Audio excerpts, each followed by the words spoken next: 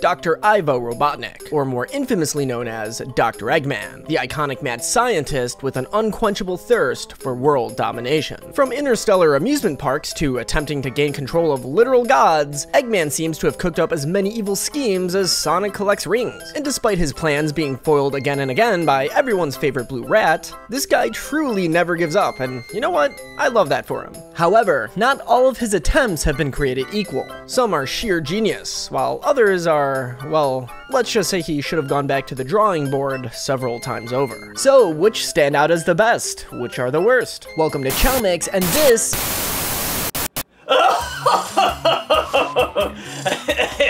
It is I, the great Dr. Eggman.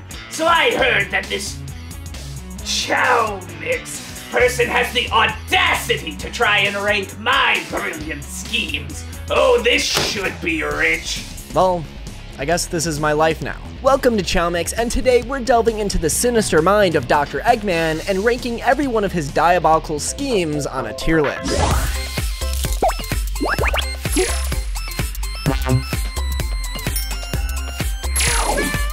Let's rank Eggman's diabolical schemes. We'll be going over each scheme, ranking them on a tier list from S to F. Funny that you bothered putting tiers other than S. Anyways, we're doing mainline games only, or else we'd be here all day. So without any further ado, let's begin.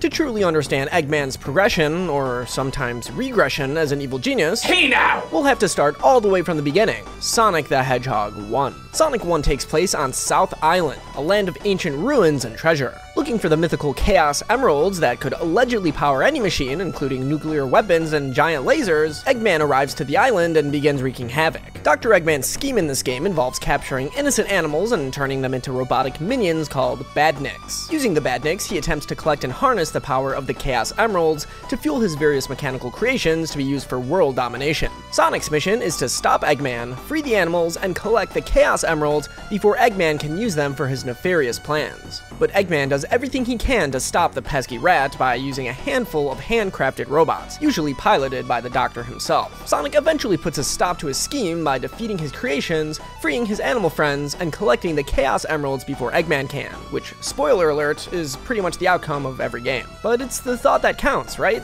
I mean, this is a pretty dark and twisted plan. Using Sonic's animal friends against him and trying to build nuclear weapons using the power of a set of mystical gems is pretty hardcore. But in all fairness, this is actually pretty modest in terms of diabolical Eggman schemes, especially compared to some of the stuff we see the Doctor do later on. So for that reason, we'll be giving this scheme a C tier, placing it right smack dab in the middle of the road. We all have to start somewhere, and I would say this was a pretty solid start. See, the thing about making a Badnik is it's actually a very technical process. You first have to find an animal, and then you have to take the animal and place it into a mechanical contraption. Anyways, let's forget about the Chaos Emeralds for a second. Sonic CD has Eggman honing in on the Time Stones this time, another set of mystical gems capable of manipulating time. These gems are native to a small planetoid called Little Planet, which only reveals itself for 1 month once a year above a body of water on Earth called Neverlake. During its appearance, Eggman chains the planetoid down to Earth in order to seize it for himself. His plan this time is to use the Time Stones to accelerate his process of taking over the world. Sonic, of course, jumps in to put a stop to these plans. One of the more standout moments of the game is Sonic's encounter with Metal Sonic, a metallic doppelganger designed by the Doctor himself. Metal Sonic is truly a worthy rival, and can nearly match Sonic's speed along with having some other unique abilities. But in the end, despite his valiant effort, Metal Sonic is defeated by his counterpart. Anyways, throughout the game, we can see time being manipulated, sending Sonic to the past, present, and future. In the bad future, where Eggman takes over, we can see the once lush forest filled with nature turn into smoggy, cold, metallic landscapes. It shows that without putting a stop to Eggman, this is what the world would become, a pretty scary reality. But thankfully, Sonic collects the Time Stones before Eggman does and trashes his Badniks. Now, this scheme was actually pretty brilliant. It's basically a shortcut to world domination. Sure, the evil plan didn't work out as per usual, but I think the coolest part of this is the fact that we actually get to see glimpses of the future reality where Eggman does succeed. Eggman also really shows his genius in robotics with the creation of Metal Sonic, without a doubt one of Eggman's finest creations. He ends up rivaling Sonic many more times in the future. That's definitely gotta count for something. For me, this was an A-tier Eggman scheme. You act as if all my plans aren't brilliant. This one holds a special place in my heart as it entailed the creation of my pride and joy, Metal Sonic. Now if only my other creations could be as useful. So how does Eggman up the ante in Sonic 2? Well, much like Sonic 1, Eggman is after the Chaos Emeralds once again. I know, very shocking. Hey now, you try coming up with evil plans every day. It's not as easy as I make it look. Using the critters of West Side Island this time, he creates even more badniks to thwart Sonic's plans of thwarting him and attempts to collect the 7 Chaos Emeralds for himself. However, this time the stakes are higher. In Sonic 2, Eggman creates a giant space fortress, the Death Egg, which would allow him to conquer the world with its power. All he needs are the 7 Chaos Emeralds to bring it to its full potential. Easy enough, yeah? Oh. Never mind. Anyways, Eggman puts up a pretty valiant fight against Sonic and his new sidekick, Tails, using even crazier tech, stronger robots, and even a metallic version of the Hedgehog. Not Metal Sonic though, this guy's a total downgrade. In the end, Eggman uses his deadliest robot yet, the Death Egg Robo, in a final attempt to defeat Sonic. But our hero proves triumphant and ends up blowing the base out of the sky. So, this is a pretty evil scheme. The new badniks are definitely impressive, and the Death Egg is a pretty big marvel of science. Too bad Eggman never really gets to use it before it gets blown up. This is definitely a step above his evil plans in Sonic 1, but not quite the ultimate evil scheme I think we're all waiting for. All in all, I think this deserves at least a B tier ranking. This plan was supposed to be my gift to the world. You see, I'm so handsome that I thought the world would love looking up at the sky only to see a giant metallic version of my face. Sonic deprived the world of true beauty, and I'm the villain here. Let's now take a trip to Angel Island, a floating landmass held up by the power of the Master Emerald. Too bad this thing came tumbling down, crashing into the ocean from the weight of the Death Egg after its destruction in Sonic 2. Eggman, along with his colossal fortress, crash land on the island and is soon approached by Knuckles the Echidna, the lone guardian of the land. In a clever attempt to secretly repair his Death Egg, Eggman tricks Knuckles into believing that his mortal enemies, Sonic and Tails, are after the coveted gem of the island, the Master Emerald, and convinces him to go after them. In reality, it's none other than Eggman himself that's after this gem, stealing it behind Knuckles' back while he unknowingly buys the Doctor time and taking care of the duo. Eggman's takeover of Angel Island is quite impressive. In a very short amount of time, he manages to build an entire base, infest the island with more badniks, steal the Master Emerald, and even carry out repairs on the Death Egg. But despite his elaborate and quick thinking, Sonic, Tails, and eventually a betrayed Knuckles team up to thwart Eggman's plans once again, culminating in an epic battle aboard the now repaired Death Egg. But despite using the Master Emerald to power his ultimate machine and trying to take out his opponents, in the end he crashes and burns. But regardless, wow, this is quite the scheme. The events of this game technically take place across 2 entire games, so this is by far Eggman's biggest scheme yet. The enemies Eggman throws at our heroes are some of the biggest and baddest yet too. And to do all of this in such a short amount of time is nothing short of impressive. Eggman manipulating Knuckles and using the Master Emerald really shows his cunning and strategic brilliance. There's truly no one better at taking advantage of a situation like Eggman. He's like a chess grandmaster, thinking several moves ahead. But as usual, his downfall is in underestimating his opponents. Despite all this, Eggman's scheme on Angel Island holds up as one of his best of all time. This is a true S tier. Ah, Knuckles, the gullible fool certainly does have his uses, and this wouldn't even be the last time I tricked him. This plan was also special for me because I got to debut one of my other prized creations, Mecha Sonic. Come to think of it, I haven't seen him in a while. I wonder where he is. Probably rusting away on some scrap heap. Well, I guess that's what you get when you don't invest in quality materials. Speaking of quality materials, this video is brought to you by today's sponsor, MeUndies. Just like a well-built robot, you need undies that can withstand the test of time and sweat. You know, for most of the year, fancy underwear tech can seem like overkill, right? Breathable, quick dry, moisture wicking, anti-odor, it sounds like a lot. But then bam, summer hits and you're suddenly sweating in places you didn't even know you could sweat. That's where MeUndies comes to the rescue. MeUndies does all of this on top of being extremely comfortable. I've been a genuine MeUndies customer for 2 years at this point, and I have yet to find underwear more comfortable than this. Its super soft micromodal fabric is both breathable and stretchy. But MeUndies isn't just about comfort. They've got style for every guy out there too. With over 10 different styles, from boxer briefs to jock straps, and over 100 colors and prints, including dinosaurs, there's something for everyone. MeUndies also has a special pouch boxer brief called the Ball Caddy, which helps you keep your package in place, preventing bat-winging if you catch my drift. And hey, they're all about being responsible too, using sustainably sourced materials and working with partners who care for their workers. And if you're not happy with your first pair, guess what? It's on them. No risk, all reward. Get out of the summer swamp by using MeUndies. Get 20% off plus free shipping at MeUndies.com/Chowmix. Huge thank you to MeUndies for sponsoring this video.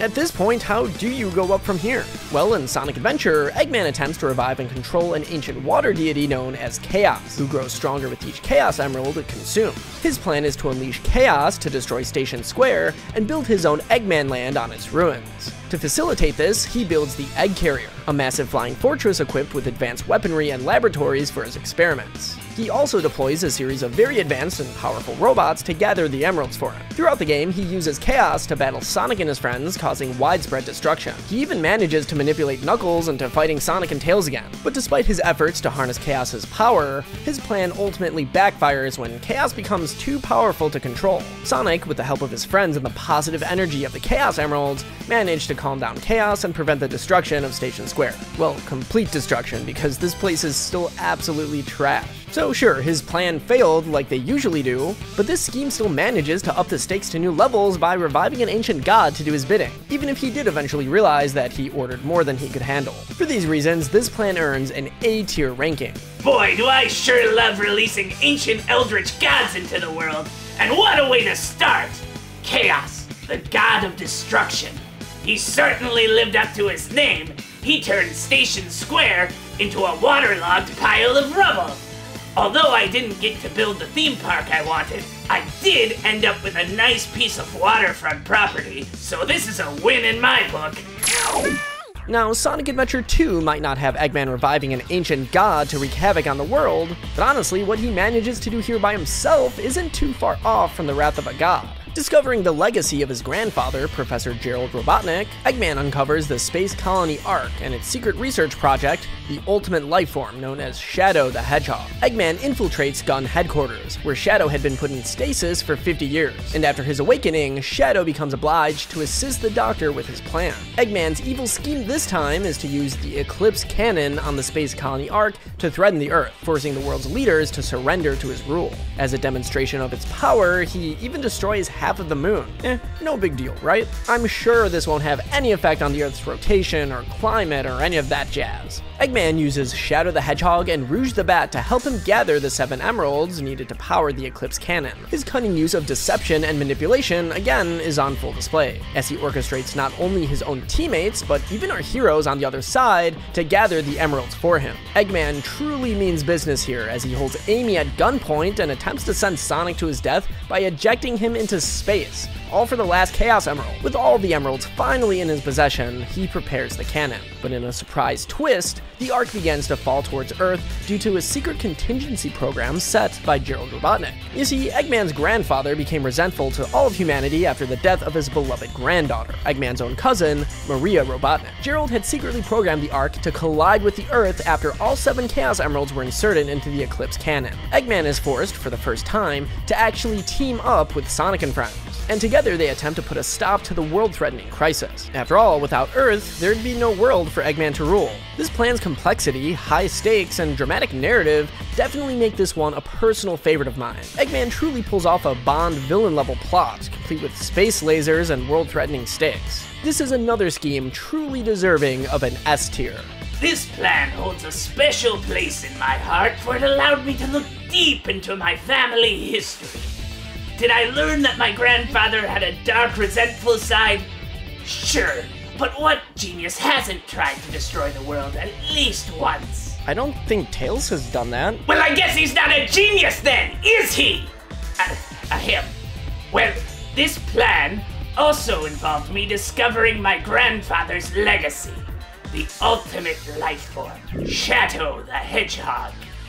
Although he does have his uses from time to time, more often than not, he does tend to be a thorn in my side. Surely Eggman's plans can only get better and better, right? You assume correctly.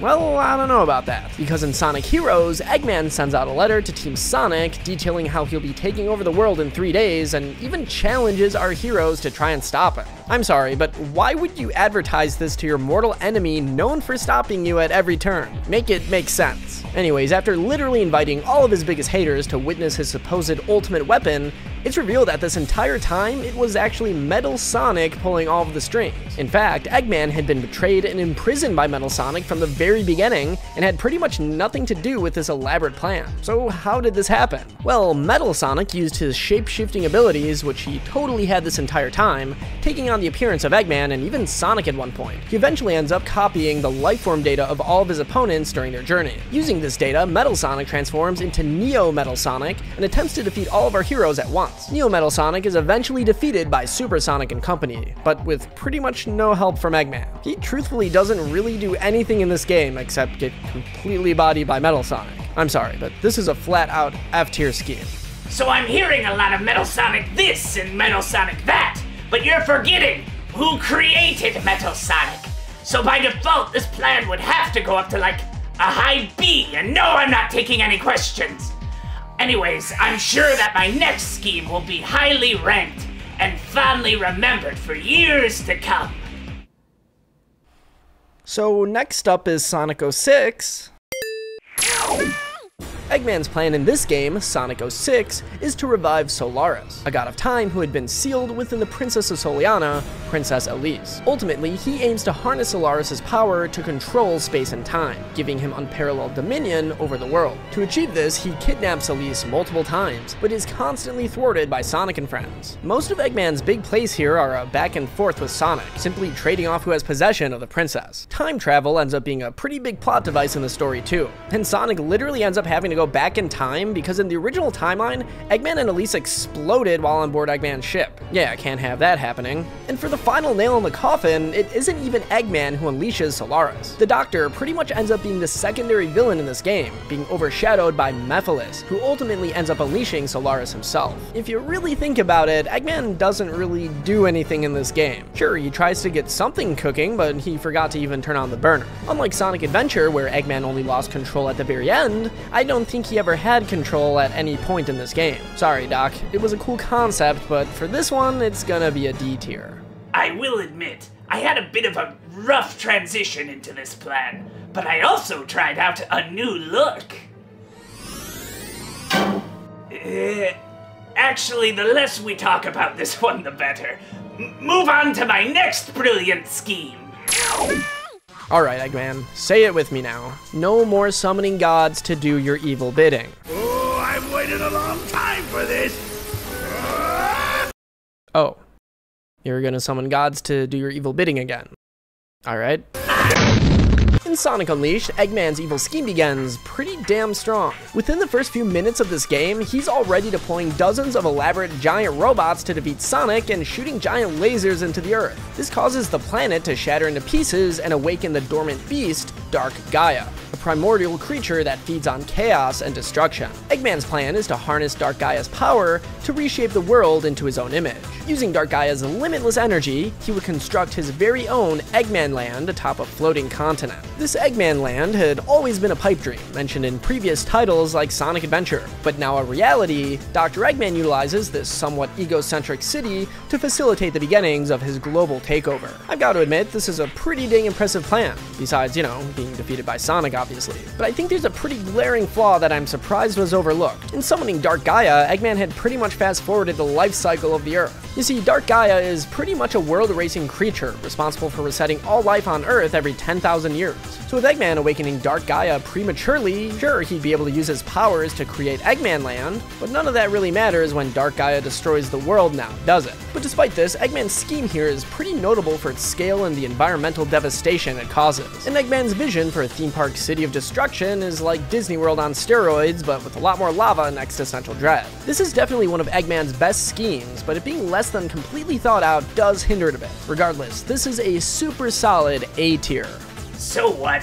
The world might have ended, but at least it got to experience the majesty of Eggman Land before it did.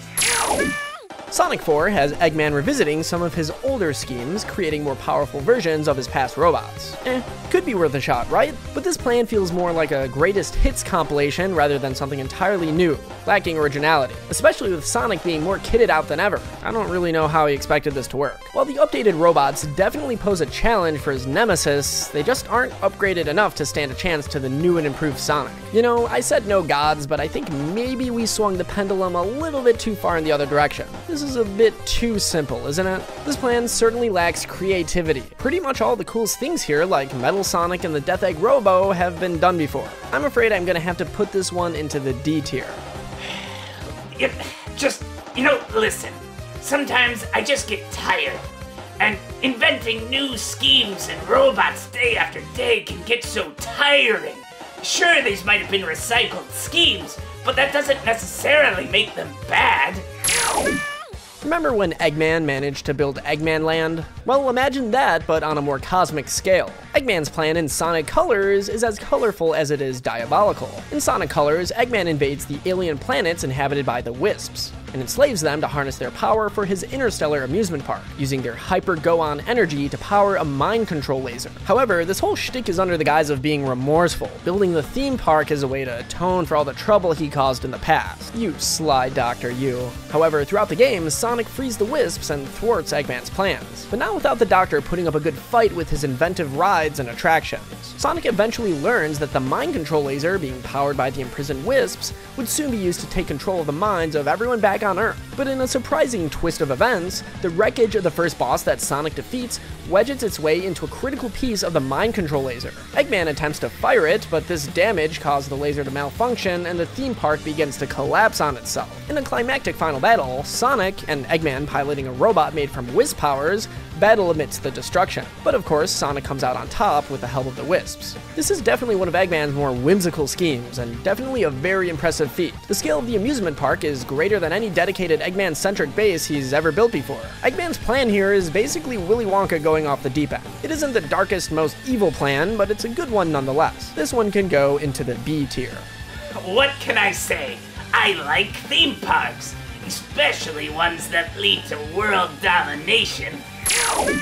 Jeez, it feels like Eggman has been at this for generations, and still no dice. Boo! Well, in Sonic Generations, the Doctor tries to erase his previous failures from history with time travel. During Sonic's birthday celebration, our heroes get sucked into a time portal by a mysterious and powerful entity known as the Time Eater. This causes a distortion in Sonic's timeline and leads to his current self and past self meeting up together. Joining forces, the two traverse white space to restore color back to their world. Along the way, they run into a past version of Eggman. Yes, just like Sonic, there are two Eggmen here. This version of Eggman gets taken away by the Time Eater though, and we're left Eggman-less until pretty much the end of the game. But by the end of the game, both Sonics encounter the Time Eater, realizing that it had been taken control of by both past and modern versions of the Doctor. Apparently, modern Eggman was able to find the Time Eater in its primordial form while drifting through space after his defeat in Sonic Colors. He would then take control of it to erase his history of failures and rewrite time. But he'd need a partner, someone as smart as him. Well, the only person smarter, or at least as smart as Eggman, is obviously gonna be another Eggman. So modern Eggman used the Time Eater's powers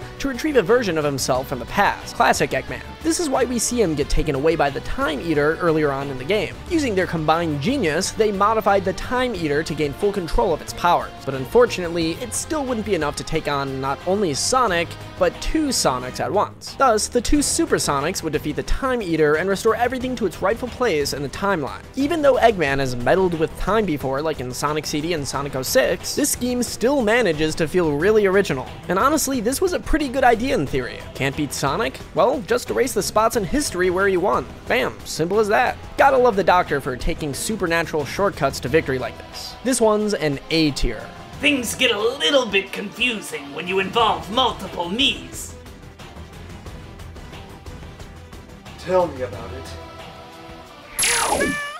In Sonic Lost World, Eggman travels to a floating continent called Lost Hex. There, he finds a powerful group of creatures known as the Deadly Six, and enslaves them to do his bidding by mind-controlling them with a magic conch shell from SpongeBob. Yes, that's canon information right there. Eggman uses them to aid him in his plans to suck all of the energy out of the Earth using a machine called the Extractor. Sonic and Tails attempt to put a stop to Eggman as usual, but the Deadly Six prove pretty powerful opponents, pushing them back at every turn. However, in a twist of events, Sonic breaks Eggman's conch, allowing the Deadly Six to break free of their enslavement, and the group turns on Eggman. They then take over his badniks and threaten the entire planet with Eggman's own extractor machine, forcing Eggman to team up with Sonic and Tails to stop them. Towards the end of the game, Eggman fakes his own death and uses the opportunity to sneak behind both Sonic and the Deadly Six to use the extracted energy to power one of his giant robots. Still, it was no match for Sonic, and Eggman once again is left to retreat with his tail between his legs. Throughout the game, Eggman is pretty much on the defensive, trying to regain control of the situation he inadvertently caused. The plan's failure and Eggman's need to work with his enemies pretty early on highlight the ultimate shortcomings of this strategy. Not his brightest moment.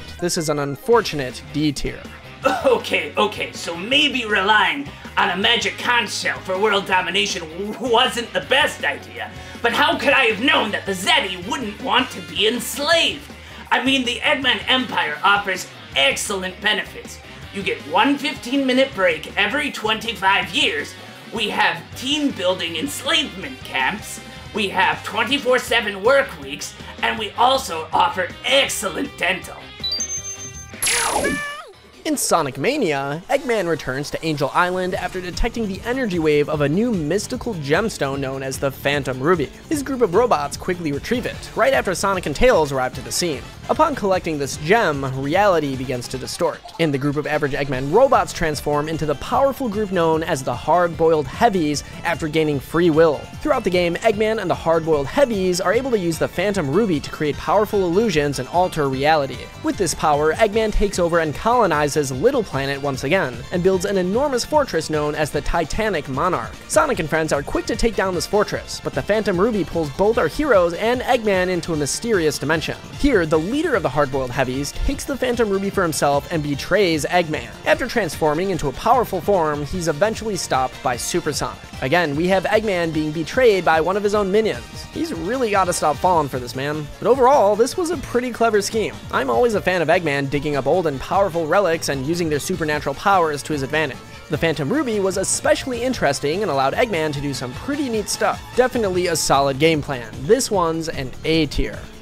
Note to self: stop programming mutiny into badniks.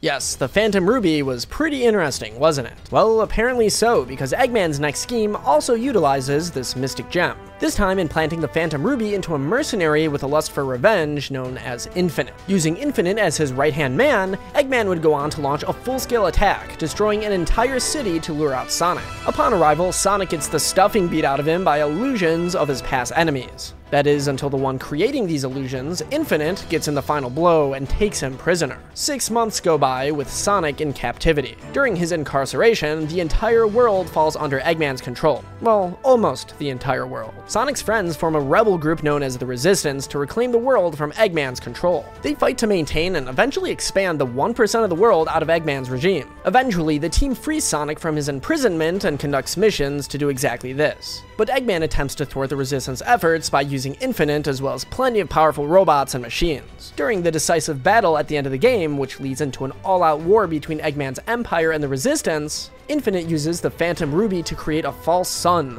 looming over the battlefield, slowly plummeting down to destroy all of the Resistance at once. As chaos ensues, one of the rookie Resistance members, equipped with a prototype Phantom Ruby, manages to neutralize the sun, saving the Resistance. This weakens Infinite, allowing Sonic and the Rookie to team up to defeat him. However, Eggman reveals the real Phantom Ruby was actually integrated into his Death Egg robot, setting the stage for the final battle. But despite Eggman's best efforts, Sonic and friends destroy the Death Egg robot, foiling his plans and dismantling his army. In typical Eggman fashion, his grand scheme is undone by Sonic and friends. To his credit, he did manage to take over 99% of the world, but for this same reason, this is also one of Eggman's biggest blunders. This is definitely the farthest Eggman has ever gotten to total world domination though, so it's a pretty deserved A tier.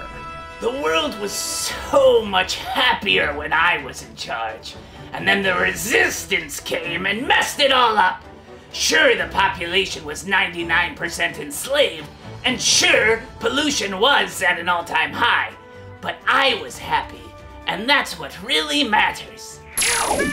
Eggman's plan in Sonic Frontiers involves digitalizing the ancient technology of the Starfall Islands for his own benefit. He attempts to harness the power of the island's advanced technology to achieve his goals, but ends up trapped in a cyber dimension for like the entire game. Luckily, his new AI assistant, Sage, is able to act on his behalf, traveling between the cyber dimension and the real world. Unfortunately, she's incredibly cryptic towards Sonic and kind of fence-sits on whether she's with or against him. By the end of the game, Eggman is eventually freed, and in both the original and DLC ending, he ends up joining forces with Sonic to defeat the world-ending calamity who was also freed, known as the End. I'll give Eggman some grace and say that he at least helped Sonic do one of the coolest attacks in the series in the DLC. But even so, Eggman's scheme is largely ineffective due to his predicament, so it's hard to really call this good. The overall ineffectiveness and the irony of Eggman being trapped by his own technological pursuits definitely aren't making him look too good. Sorry, Eggman, this is another F tier. This plan ultimately led to the birth of my daughter, Sage, and as of now, she has yet to betray me, so this automatically moves her up to the position of favorite child. In Sonic Superstars, Dr. Eggman targets the North Star Island, a mostly uncharted area known for its giant fauna. His latest scheme involves turning these massive animals into badniks and stealing the Chaos Emeralds to achieve his usual world domination. To assist in his plan, Eggman enlists the help of a mischievous mercenary, Fang the Hunter, and a local native named Trip. Fang's task is to capture the giant creatures and deliver them to Eggman, who uses them as power sources for his machines. However, Sonic and friends soon learn of Eggman's actions and set out to stop him, resulting in a series of confrontations across the islands. Throughout their journey, the heroes battle various robots and mechs created by Eggman, including a series of battles against Fang. But what's funny here is Trip is eventually befriended by Sonic and company and joins them in their quest to stop Eggman. I swear, Eggman really does work with the most flaky people of all time. The team eventually finds themselves in space, where they face Eggman's ultimate weapon, the Egg Fortress. In a surprising twist, Eggman reveals a device capable of rewinding time, undoing all the damage caused by the heroes. Ah yes, more time manipulation. Despite this setback, the team manages to defeat Eggman and destroy the fortress. Eggman's true plan, however, comes into play when the ancient creature known as the Black Dragon is awakened, presumably due to the 7 emeralds being in proximity. Luckily, Super Sonic, with the help of Trip, reseals the Black Dragon and puts a stop to its world-ending power. Overall, this is a decently standard Eggman scheme, but him managing to awaken some kind of eldritch beast by the end is always a fun time in my eyes. Honestly, this one is pretty diabolical, so I'm gonna give it a nice B tier. This plan felt like a bit of a throwback. My biggest downfall was relying on those hapless hooligans Fang and Trip. It just goes to show you, if you want to take over the world properly, do it yourself.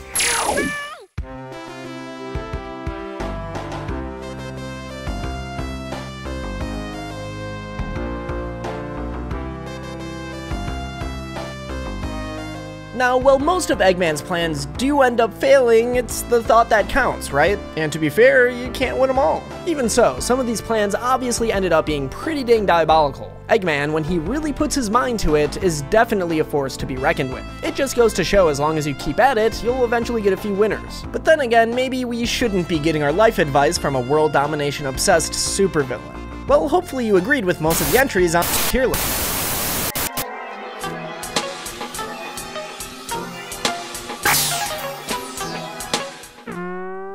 Hey there, and welcome to Eggmix. Today, we'll be ranking all of Sonic YouTuber Chowmix's videos on a tier list. They're all